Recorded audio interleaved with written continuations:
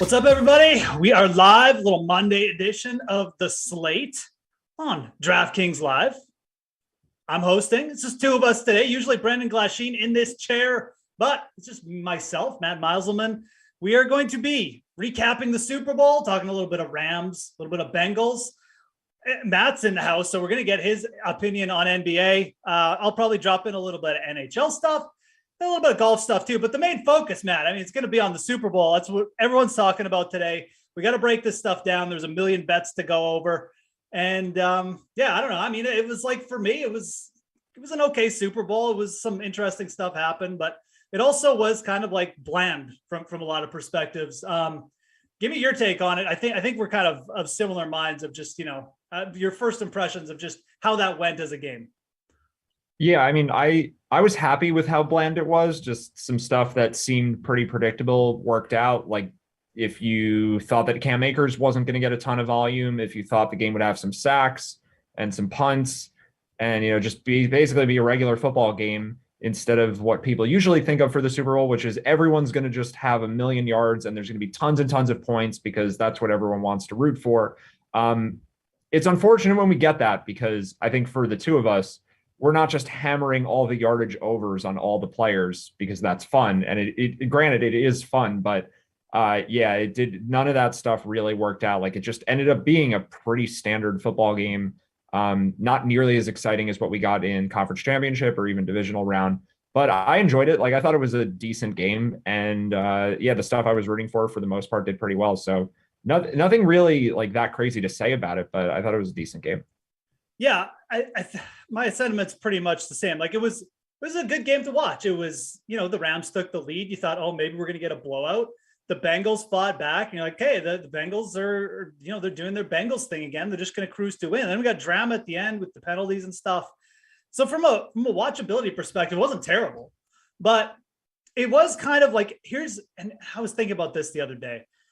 Are the Rams, like, where would you rank the Rams in terms of Super Bowl winners over the last 20 years? Because for me, if they're not the worst team, they're very close. And that may sound bad to like Los Angeles fans listening to this, but I feel like the Rams got insanely lucky in a lot of things. And you need luck to win Super Bowls. You need luck to win championships. But I just like, there's no real quality win that I could say you can stamp your finger on. They missed Green Bay. They kind of got games given to them. And I feel like they got that game given to them last night too. The Tyler Boyd drops a pass. The refs with like a late penalty call that just wasn't a penalty. And then, Zach Taylor just doing weird stuff on 3rd and 4th and short where they just needed to get a first down. And like, they couldn't do it to get into, they were basically almost in field goal range. So I don't know, man, it's just like the story of the offseason to me is the Rams just catching these really good breaks and they took advantage of it. But to me, like, I don't know. I don't really rank them as a very good team. I don't know. What's your take on the Rams? Well, I can say this because I'm in Hoboken, New Jersey right now. I think they're the 3rd worst Super Bowl winner of my lifetime, with the first two being the Giants and the Giants. Like those, nothing really compares to how mediocre of a Giants team won their 2 Super Bowls. So aside from that, if we just remove those fluke things with Eli Manning, like the Rams, I think are a top 5 team in the NFL. Not really in contention for the best. Like I still thought the Chiefs and the Bills were probably the 2 best teams, maybe the Packers. Yeah. Maybe a healthy Tampa Bay, which also was a huge deal that the Rams got to play Tampa without Chris Godwin, without Antonio Brown. Yes. So like that, but on the other side of that, I do think the Rams didn't get enough credit for that win against Tampa Bay because that was a game where they got unbelievably unlucky with 3 fumbles from beyond the first half 2-minute warning. So they had the Akers late first half. They had 2 fumbles in the second half. None of them were really predictive fumbles. Like you have running back fumbles and a snap one. Like the fumbles that are more predictive are the sacks because those generally create a lot of turnovers. They just had 3 fluky plays that resulted in fumbles in that game. And they still managed, because Cooper Kupp is just so good, they still managed to beat Tampa Bay anyway. So I don't think the Rams got enough credit for that. Yeah. But then maybe on the other side, they're getting too much credit for beating the Bengals, who I think are just, a slightly above average team. The Bengals are fine. I'm not going to say too much negative stuff about them, but they're okay. They deserve to be in the playoffs. They deserve to maybe win a game. beyond that, like they're not a Super Bowl team. So the Rams kind of lucked out in terms of matchups for sure. And here's my thing with the Rams. I don't think they beat the Chiefs, the Bills. You probably maybe throw a couple other AFC teams. I think they got very lucky with their opponent. And you're right. Like they did beat Tampa Bay. I mean, that to me was the best win of the postseason for them. But I mean, again, like it was like a retiring Tampa. Maybe this whole just comes down to the NFC just being super weak. And I think that's kind of the NFC just fell apart towards the end of the year outside of Green Bay. But then Green Bay, choked basically. They choked when they had a clear path to the Super Bowl. And, again, credit to the Rams for taking advantage. I mean, that's part of what it is. But and just to end it on this note, I also, as much as I don't ever remember being there, like the last time there was this week a Super Bowl winner, I also don't remember there's been a time when a player like Cooper Kupp has, from start to finish of the year, been like the top fantasy player, and then also just taken essentially won the Super Bowl and been such a focal point for his team. Like what is the last offensive player you can remember that like has had this kind of impact? Because I can't even think of anyone off the top of my head. Yeah. Most of the recent Super Bowls, we would be giving credit to the defense as a whole or the quarterback. And it's really hard to come up with an example where a wide receiver just basically carried the team. Like, even if you want to say Randy Moss in his prime is better than Cooper Kupp, it's not like he was the only great player on the team.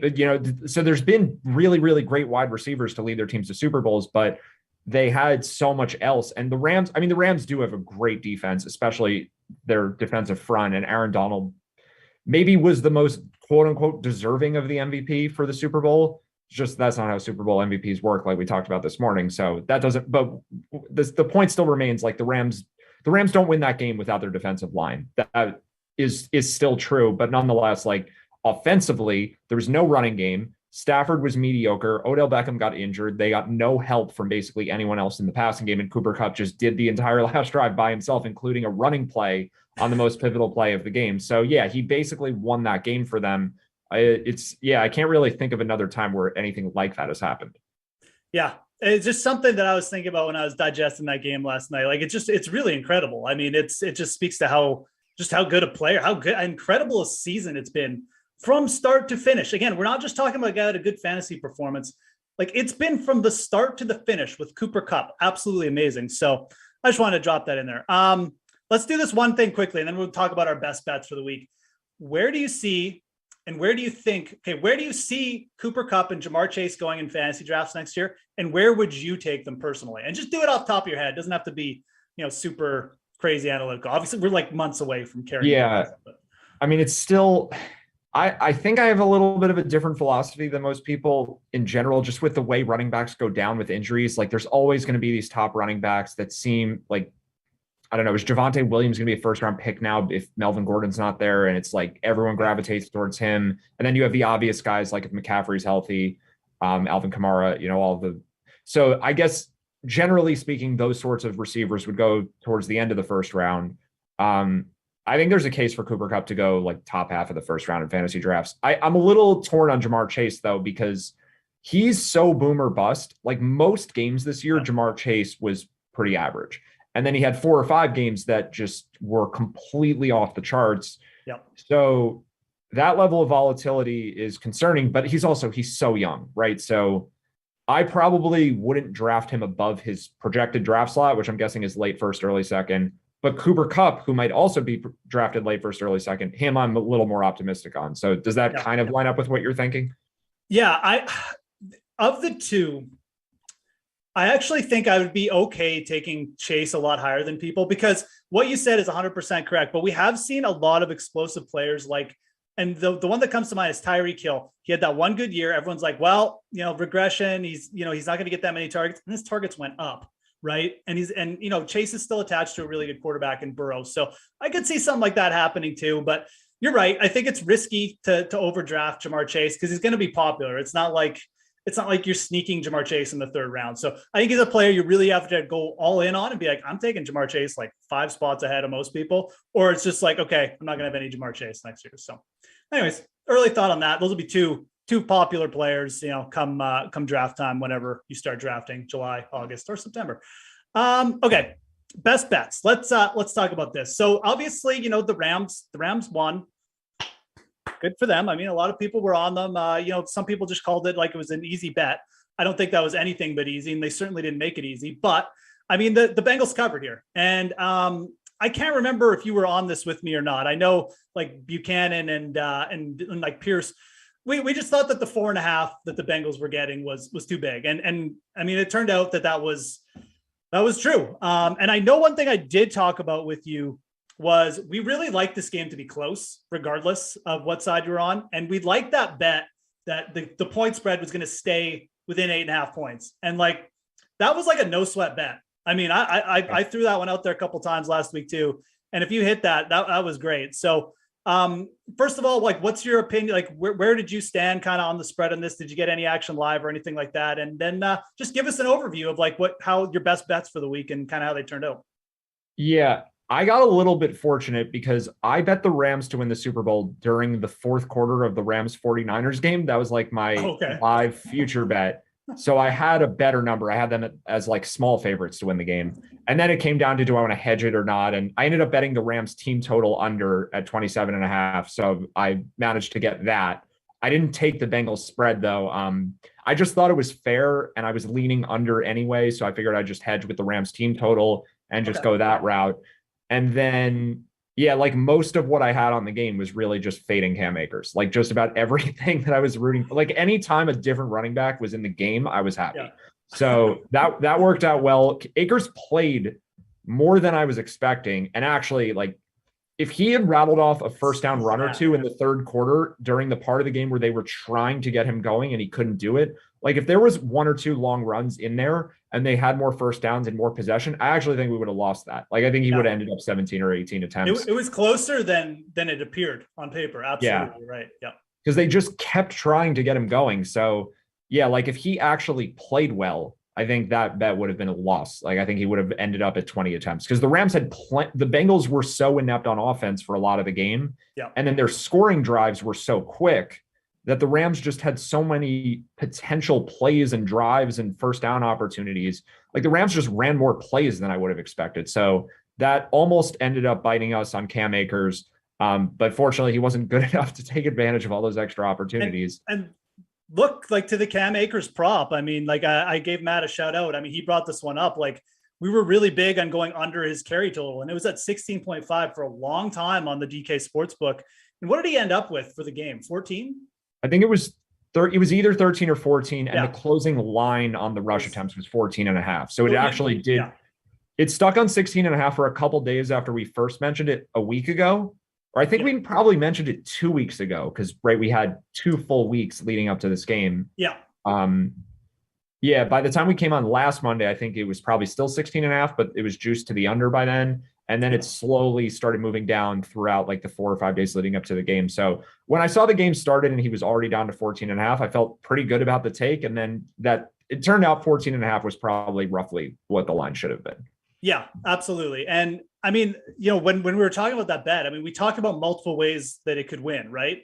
The Rams get way behind. They don't run the ball. Darrell Henderson or Sony Michel comes in, gets the hot hand. They get more carries than Cam Akers. But the other way it could have, and it did kind of pay off, is Cam Akers just sucks.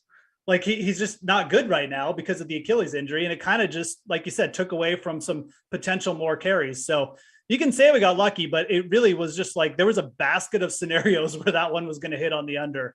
And at 16.5, it was too many. So I think we both liked that one. We're both on it. That was definitely like one of the main player props that I hit as well. Yeah. What was there? So with the Cam Akers stuff too, and then obviously you gave us your futures. So just trying to think if there's any other ones that I need to talk about. I know we did the player parlays this morning, but I mean, the only other one that I really brought up that I actually was big on was going over Tatum 3-pointers with to beat the Rams touchdown total, which was a little bit of a fun one. But I mean, with the way Tatum had been trending towards the 3-pointers, just taking them per game and into matchup with the Hawks, it made sense. I probably got a little lucky, but Because if he had hit 3, he would have pushed. But that I was the only have other one that I think you'll like just because Okay. it's a hockey thing. I had Alex Tuck shots on goal to be more than Cam Akers receptions, which ended up winning, which was just like, Oh I'll just yeah. take a stupid thing. So that worked out. It was like 5-3. Well, and Tuck takes a lot of shots too. So Yeah. that's yeah. Yeah, that was fun to just mix in a little hockey with the football stuff. I do want to talk about the live props, and then maybe we'll go Yes. back to the No, maybe we'll talk about some touchback betting. But there the first live bet that I made in the game was I took the under on Cam Akers receiving yards right after the Rams' first sequence because Akers caught a 7-yard pass for a first down on the first drive, but that was a second down play. And then when they got a third down opportunity, despite the fact that Akers had just caught a pass, Henderson was the one on the field. And I basically just took that to mean, even though Akers just caught a pass, they're still going to Henderson on third down. Like, to me, that was enough of a signal that that was going to be a trend the rest of the game. And Akers did catch 2 more passes, but they were on first and second down plays and they were shorter passes. Like, I just didn't think there was enough of a chance that Akers would get third down chances if they were going to Henderson right away, even after Akers just caught a pass for a first down. So yeah, I think looking for stuff like that is important. The one miss I had was I tried to live bet Van Jefferson's yards after Beckham got hurt. Yeah. And I think I just didn't factor in that it was accounted for already enough. Like, so the situation was Van Jefferson had 17 yards at halftime and the live total was 35.5. Right. 18.5 yards is probably already pricing in. And this is a thing people need to consider, I think, when they do these live props. Van Jefferson's pregame yardage total was about 32. And you want to say it's 16 each half. That makes sense under normal game flow circumstances. But at halftime, the Rams had the lead and the Bengals had the ball. So it, as a baseline, it should actually be less than 16 because the game situation is worse for him. But the live line was 18.5 more yards. So if Beckham was still on the field, that number might have only been 12.5. And I basically just didn't read that like that was already priced in. I think once we saw Beckham go down, everyone kind of knew he was going to be done for the game. So I was kind of a fish on that one and just went after it. And Jefferson caught like one more pass, but didn't get there. And then the one that did work out, I'm curious what you think of this. I thought the Jamar Chase rush attempt was going to happen at some point, and I think we talked about this last week. Right. And my assumption was they're not going to do it unless they start to get a little desperate. So like even before the game started, I decided if Jamar Chase doesn't get a rush attempt early and the Bengals aren't doing well, I'm going to live bet the rush attempt afterwards because the line will shift. And the point here is that props are not always going to be evenly distributed across a game. Like when you're looking at a niche thing like that, it can be a little more obvious sometimes that a certain play, like a specific play that you're looking for, is more or less likely to happen at certain times of the game. And to me, the wide receiver end around, and we saw with Cup 2, was more likely to happen later in the game as opposed to early where offenses are more traditional and feeling each other out. So is that something like you would generally agree with, as maybe the second quarter is where the trick play stuff starts to come in and the first few drives, like you're just not going to see that? Yeah. Yes. I mean, definitely the first few drives because the coaches like to script out and they feel like they have an advantage. So if there's going to be a trick play, it's not coming in the first few drives where they've got everything nice and tidy and they know exactly what they want to do. It's going to come when they feel like like you said, they need to switch a game flow or they just feel like something hasn't been working. So they need to try something else. So yeah, I think that pretty much does make sense. If you were going to be targeting that prop, you would probably do it later in the game. I mean, yeah, I actually kind of like that philosophy. That's some high level thinking, obviously. But I mean, again, like if you're targeting live betting, you've got to kind of take it like almost a step further. Like you can't just say, oh, well, like Matt said, you can't just say, well, Van Jefferson is an easy bet now to the over because Odell's out. You got to look at the line. You got to factor in. And that's what I did. And it was dumb. Like it was just. Well, I mean, look, and like, I mean, my first inclination was to bet Van Jefferson too. And I think the only reason I didn't is because like one of my kids was like calling me or something. So I would have been right there with you. There was opportunity too. Like, I don't know if there was like live lines for like Bryson Hawkins either, but yeah, I mean, so there were not. And that was one I was looking for. I didn't think there too. was. Yeah. The other thing that was weird was the broadcast didn't mention that Bland was injured until the fourth quarter when I know he got injured in the second quarter, right? Like, where was that? Yeah, I mean, there was literally like you probably could have found some news on Twitter or something. I didn't go looking for it hard enough because I had so many bets at that point. Like, there's only so many things you can get action on. But yeah, I was like, wow, it's really weird that Kendall Blanton isn't on the field, and I kind of just in the back of my mind assumed that he was injured, but they really didn't announce it until the fourth quarter, until when he was in the sling. And it's like, okay, that's kind of important news. That's their only tight end basically on the roster that was supposed to be playing. So thanks for that. But yeah, Bryson Hawkins showed up. I mean, Ben Skoranek, I don't know if the props were there, but I mean, that was another guy you could have targeted when Jefferson went down, or Odell went down too. Yeah, I checked him also, and the live line for a touchdown on him was still only like 5 or 6 to 1. I think with Beckham, it was so apparent that he got hurt that the odds just all adjusted right away. But with Blanton, there might have been a window. Like, I didn't realize till the third quarter that there were a couple passes that Hopkins caught where I was like, oh, Blanton just caught a pass, right? Like, I didn't even, and maybe it was the same for you. Like, I was unaware that there had been a shift until the second half of the game. It was like, wait, they are saying Hopkins, that's not Kendall Blanton, because we're not very familiar with either of those players. It's usually Tyler Higbee. Yeah, exactly. Right. So, anyways, that was definitely like another situation where you could have taken advantage of. Yeah, I was definitely, I think once you saw Henderson get involved, I think that was probably the biggest thing though with the Acres. Once you saw Henderson get on the field a lot, like, you should have been all over for the live betting, like the Acres, the Acres props. I know for me, like the only live betting I did was on the actual game line. Once the Rams got ahead, I just basically, the Rams, it was more of just from seeing the Rams and what they like to do and how they, Sean McVay loves to call run plays that don't go anywhere. I knew that the Bengals would probably get back in this game. And I just took the live live spread on the Bengals, and it really paid off. I'm glad I didn't take the live money line, because that would have been hard to handle, because they probably should have won the game. But it was another situation where, the fast start from the Rams again, you kind of knew it was probably going to fade at some point. So looks like we got some weird statement going on from Kyler Murray dropped in the chat here. Yeah, I'm not sure what this means either. I'm reading it. I was reading it as you were talking, and I don't even know what to make of it. So some cryptic note from Kyler Murray has dropped today. I mean, that's I'm sure that'll get picked apart a million times. I don't know what it means. Let's just touch on that for 1 second. Where did this come from? Like, did you know where this Kyler Murray is, like, I have not no happy idea. in Arizona started from? I truly have no idea. I mean, he clearly had a tough second half of the season. Yeah. So maybe this is just for anyone wondering, like, if you just go to Kyler Murray's Twitter account, but he had a tough second half of the year, and maybe he's just like trying to reassure everyone everything's fine. I'm not upset with the team. I played poorly at important times and we'll be fine. Like, it was just trying to throw some positivity out there now that the season's over. So I don't know. I'm not going to read into this yet until we hear anything else. Yeah. I mean, it seems like just a young dude who's maybe just like a little disgruntled and just because of his poor play and how things ended the season. But it's a little weird for sure, because it just kind of comes out of nowhere. I mean, they made the playoffs for the first time. Like, it wasn't that bad. I mean, they obviously got their butts handed to them by the Rams, but I don't know.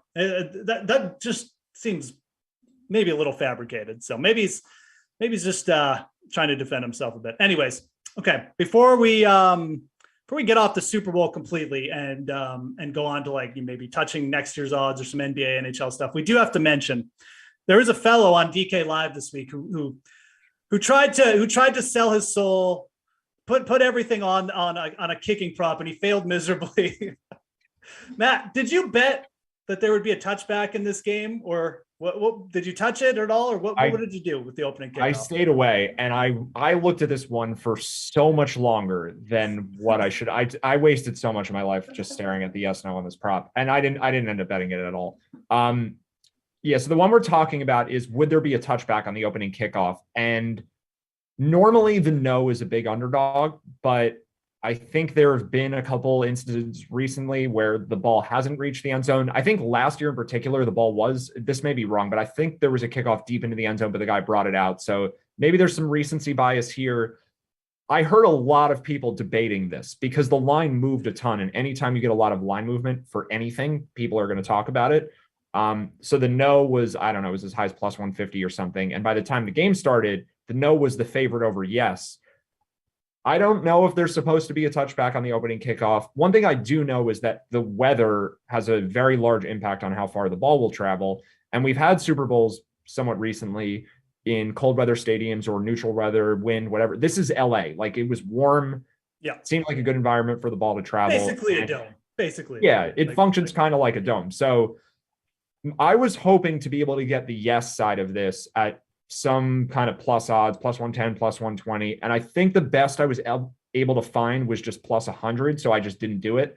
Right. I just drew the line there. And I said, if I can get plus anything where it pays more than the risk amount, I'll put a little bit.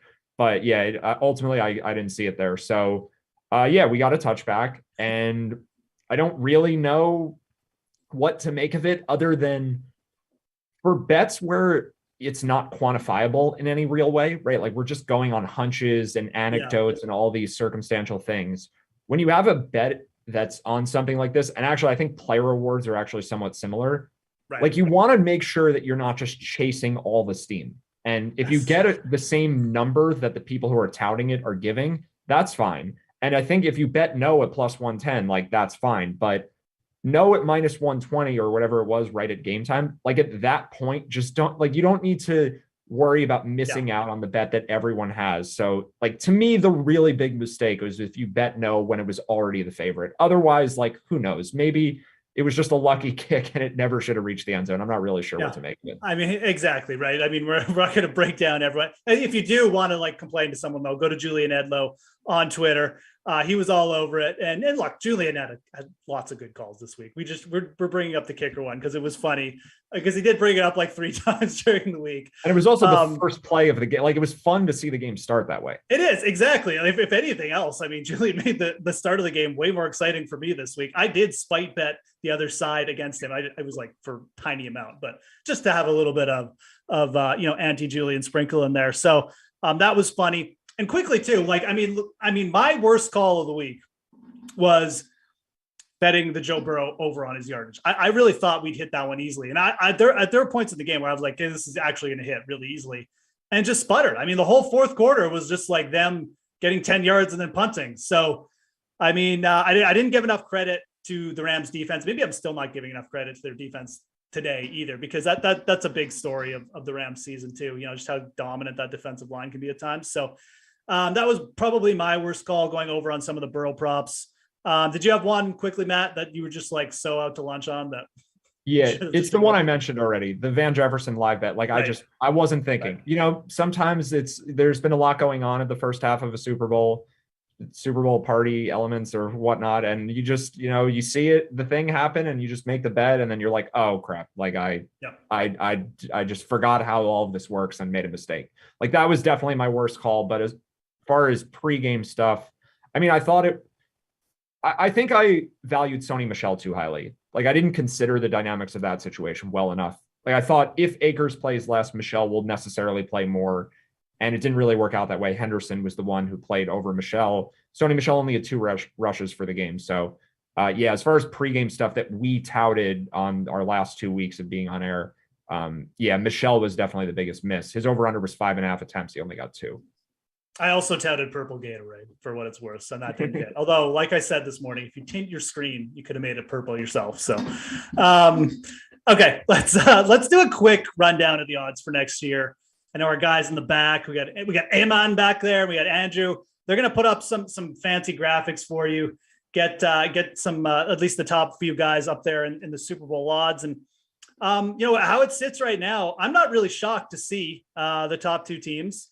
We got the Chiefs at plus 750 and the Bills at plus 750. 2 AFC teams. I mean, I think right now there's a clear dichotomy in terms of strength of conference. And we're at depth too, like of quality teams. So I think you could even make some arguments that some of the other AFC teams right now are where the value should be. But we do have the Chiefs and Bills sitting up there as co-favorites. The Rams coming in at plus 1,000. Then we've got an interesting smattering of 3 teams at plus 1,400. You got the Cowboys, the 49ers, and the Bengals all at plus 1,400. And then the Packers, who were basically the favorites last year, plus 1,600. So this is Are you interested in jumping on anything right now, Matt? Like, are you maybe taking a shot with the Packers? Just because if Aaron Rodgers comes back, like this is dropping to like plus 700, isn't it? Yeah, so this is something that we talk about with basketball a lot, how betting lines can be priced at a midpoint for pending news. And I actually think that's what we're seeing with the Super Bowl futures, because if we knew what team Aaron Rodgers was playing for next year, the Packers and the Broncos would have very different odds. Like there's no way Denver is 20-1 without some Aaron Rodgers speculation. Yeah. And there's no way the Packers are only 16-1 if we knew for a fact Rodgers was going to be on this team next year. Like they'd be right up there with the Chiefs and Bills. They were roughly as good. So I may just want to wait out the Aaron Rodgers thing. Maybe you have a lean on this. I have no idea what's going to happen with his offseason, but I'm interested in either the Packers or the Broncos, depending what we find out with Rodgers.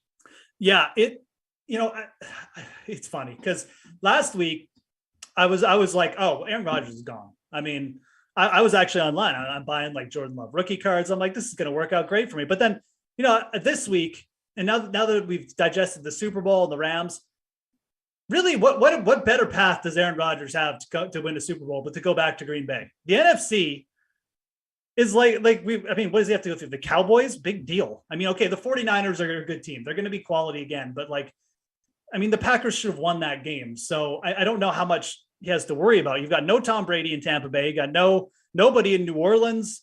The 49ers, the Rams, sure, but Aaron got this Aaron Donald news. McVay is considering retirement. I mean, how good are the Rams really going to be next year?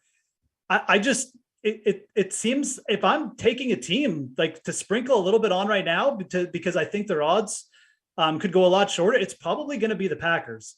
And look, I mean, how bad is Jordan Love? I don't even think he's that bad. I mean, if you get the Packers at plus 1,600, is it necessarily dead with no Aaron Rodgers? I don't know. It's still a pretty good team. Their defense really improved. So I don't know. That's probably where I would look just between those teams right now. But I think the better value probably lies in a team like the Chargers, or maybe even a team like the Colts. Although I really don't want to bet on a team with Carson Wentz a quarterback, but that could change too, right? So I also think the Minnesota Vikings at plus 3,500. Look, I'm no Kirk Cousins fan, but the NFC to me is just I think it's got a lot of potential for a team like the Vikings to make a big jump next year. So.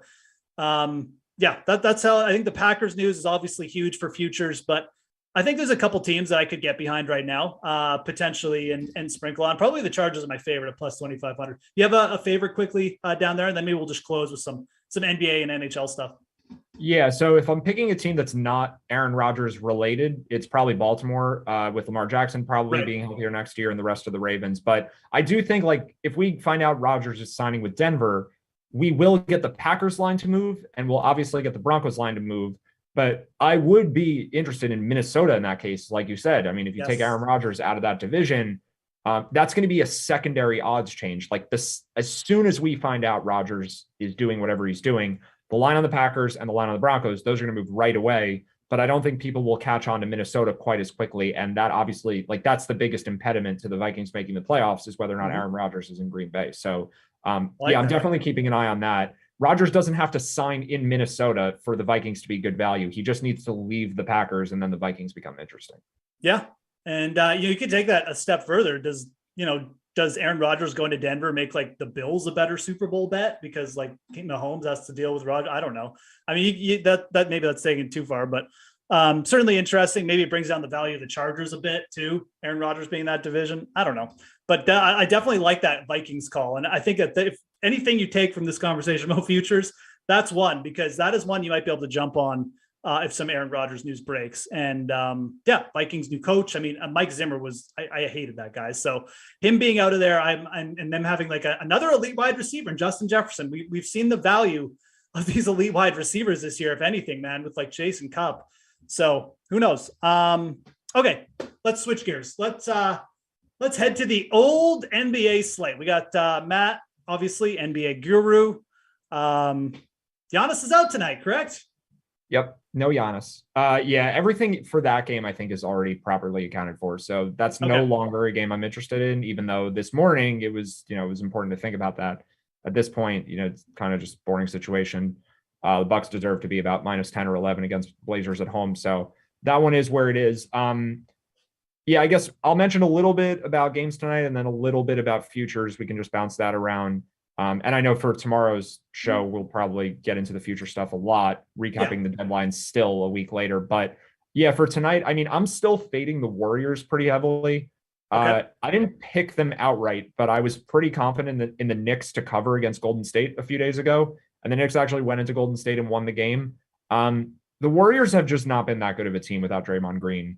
And Steph Curry is great, but he's fallen off a bit. Like, he's a top 5 player in the league, but for a while there, we were like, he's the best. And that's no longer really something that anyone thinks, at least not that I'm familiar with. Curry's borderline top 5 player, maybe top 3, whatever. But he's playing worse, and there's no Draymond. And I think the Clippers are still okay. Like, they made the Robert Covington trade. I think they're a decent team. So yeah, Clippers getting 6 at home, I think, is a good bet. And then we had a question about the James Harden deal. The Harden deal. We want your take on it. So the trade itself, I think, helps both teams because I think Harden was having issues in Brooklyn. He was going to sit out games just because I don't know what's going on locker room wise. I think Simmons and Curry are a good fit around Kyrie and Durant. It's just a matter of when do these guys get healthy. And then in Philly, I mean, Simmons wasn't playing anyway, so Harden's a massive upgrade. But I think the Celtics still are being dramatically undervalued post deadline. And I now have pretty good evidence for this because Boston is, I'm pretty sure, favored in Philly tomorrow. There's no James Harden yet, so this is not the full Sixers. Yep. But still, like, the Celtics are road favorites in Philly. And this is a massive game for division odds where Philly's still favored, but Boston is closing in on them. They're about 2 games back. I think the Raptors, unfortunately, were severely hurt by this whole deadline because the Celtics and Sixers and Nets, all the teams around them, got better. So yeah, like, it's a complicated situation, but I'm still very bullish on the Celtics. That's kind of like my strongest NBA take right now. I think they're a legitimate threat to win the championship, and their odds are like 5 to 10 times just about everybody else. Okay, I like that call. Here's a player prop for you. Quick question. Okay. Seth Curry, obviously making his Nets debut tonight. No Kyrie in the lineup. We're correct? Kyrie's out, right? Yep. No Kyrie. It's a home game. So, yep. No. Over 15.5 points, minus 120. You like that? I liked it until you said minus 120. I lean towards yes, but yeah, that's like the odds are. Would you rather bet his 3-point props? No, I think it's going to be a weird dynamic having Steph Curry and Patty Mills on the court together. I'm going a little bit wait and see here because I don't know how the offense is going to flow. Those are 2 guys who are basically clones. Like, they don't look the same, but they do this exact same stuff on the court. Yeah, it's a little bit of a weird fit. So I'm holding off on that situation. Okay. The player prop that I was looking at this morning was under on assists for Kyle Kuzma, who's just like blown up as a passer the last 2 games. I'm not buying it. But yeah, for the Nets, I don't even know what the minutes are going to look like.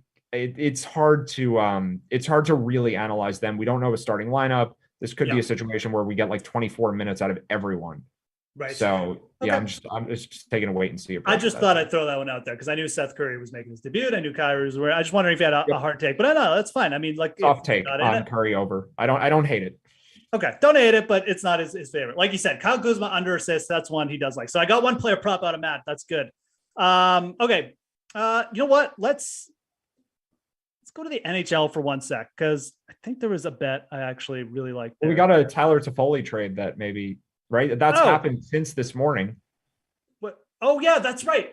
Okay, break it down because I completely forgot. I actually didn't see the return, but I think Calgary getting Toffoli, whatever they gave up, the Flames just beat Vegas 6-0. So like division future stuff like that just took a big turn in the Pacific. I was looking at the games for tonight before. I didn't really have a strong take. Maybe you do, but yeah, I thought that's a Foley trade. And then Jack Eichel's back too. So we got 2 big things, future betting wise. I forgot about the Foley trade. Yeah, they have prospects. I can't remember. Emil Heineman. I can't remember if he's like a first round or not, but then another first round pick and a 5th round pick. That's fine. The Flames are, like you said, the Flames are a very good team. It hurts me to say that, but they have the elite goaltending you need. And kind of like, honestly, if you're giving, they could probably use a little bit of help. I wouldn't be shocked if the Flames added a defenseman too. They're probably still like maybe a defenseman away from being a super complete team, but like getting that second line kind of ability on there with Toffoli, who I actually really like as a player. Yeah, that's a good move. Like I said, I hate to say it, but he's been the one bright spot on an otherwise very depressing season in Montreal. Very depressing. So crazy that team was so far in the playoffs last year. Just seems like basically a decade ago. Okay, so Flames aren't on the schedule tonight. We do have the Wild, Wings, Blackhawks, Jets. Yeah, I mean, though, I like the Wild here on the puck line. If you look at these two teams just in road and home scenarios, the Wild, this is just quick stuff, but the Wild are plus 30 in goal differential at home. The Wings are minus 30 in goal differential on the road. I'll take the Wild there on the puck line to cover a plus 105. Again, that's just quick and dirty analysis. There's a little bit more that I like about it too, with the goaltending and stuff edge that I think Minnesota has quite a big one, but I'll take Minnesota to cover the puck line at home. I'm actually a little surprised you're getting plus money there. So that was my one NHL bet for the night, but yeah, big trade there.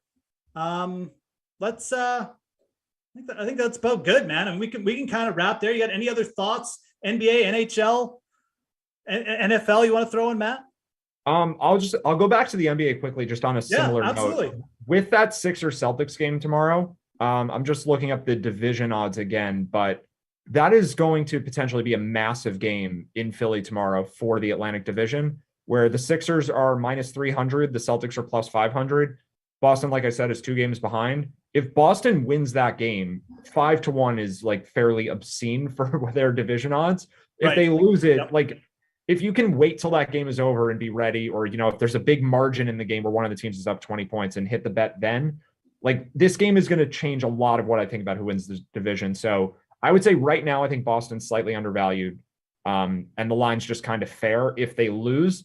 But if they go into Philly and win and pull within a game, like plus 500 is just totally ridiculous. So I've been basically touting the Celtics for 3 months now. This might be the most important game of the season that they have coming up in terms of futures, and James Harden won't be playing, so they kind of have an advantage there. Yeah, that does seem huge. Just in general. Again, I'm no NBA expert, that's for sure, but for a team that is on the verge of getting within one game to be a plus 500, and like a good team in the Celtics, who obviously have added someone at the deadline too. I actually kind of like the move they made to get Derek White. Yeah, I mean, it kind of jumps off the page to me too. So there you go. I've gotten a lot of good stuff out of Matt today. I'm not going to lie. I'm pretty proud of myself. We've gotten some props for tonight. We've gotten some good futures. I even got him like a semi-hard take on, well, not really, but on Super Bowl next year. But always good stuff with Matt with the live betting. I'm serious. I don't know why you have like, how many followers do you have on Twitter, Matt? You never go not a on lot. Twitter. I keep most of it to myself, so I am proud of you also for 776 followers on Twitter. This guy should have like a double me. That's for sure. Well, he's Preaching Sense at Preaching Sense on Twitter. DK Live betting specialist. I don't know what your official title is. I think it's that's fine. I'll take that one for now. DKNation.com. Go check him out. Anyways, he's always got stuff up there, and he's on the Monday slate with me. So, all right. You know what? I'm gonna save the golf stuff for Wednesday. We hit Scotty Scheffler last week, so you can give me a follow at the Fantasy Grind. My golf article for the week is up there too on DK Nation. Go check that out, guys. I'll tweet that out. Already got it up. Got a good lean, but we'll go over the golf stuff with Emerson and Reed on Wednesday. Thanks a lot for tuning in, dudes, and have yourselves a great night of NBA, NHL, whatever you are following. If you're just digesting the Super Bowl and just going to sit on your couch, that makes sense too. It's probably what I'll be doing. So anyways, peace out for Matt and I, and check you guys. Like I said, we got the slate, same time, Wednesday, and tomorrow it's you and Shirag doing mainly NBA, right, Matt? Yep. Okay. Tomorrow, slate, what time are we? 6 p.m. Eastern time. Shirag, Matt, NBA, Wednesday, same time. Emerson, Reed, and myself, we're doing mainly golf that week. So have a good night, guys. Check you later.